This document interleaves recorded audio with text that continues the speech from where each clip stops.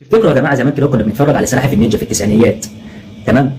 سلاحف النينجا دي كانت عامله قلق لكل الاطفال وكل الشباب الصغيرين، كانت عامله قلق، كان الكل كان بينام يحلم بيها. رافاهيلو مش عارف ايه له والالوان بتاعتها بقى الاصفر والنبيتي ومش عارف ايه والشغله دي، كانت عامله قلق قوي.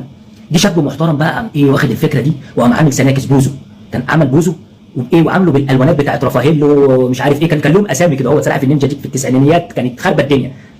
دوت كان من طنطا الشاب دوت، عمل سناكس باسامي سلاحف النينجا، وقام حاطط اللوجو بتاع سلاحف النينجا عليها وقام منزلها بقى في الكوره، هوبا ضرب. عارفين علي بيه مظهر؟ هوب فوق دي الشاب ده ضرب بقى اكبر راجل اعمال في مصر، وعمل شركه اسمها سيريو. كملوا انتوا بقى الاسم.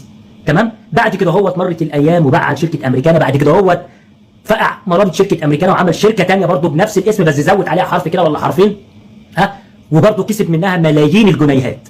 من فكره يا جماعه، من فكره، عشان الناس بس اللي بتخبط الناس وتفضل تقول لي ايه يا عم مش من فكره. استغل المسلسل اللي بيجي في رمضان وعمل دعايه منه ببلاش وبقى ملياردير.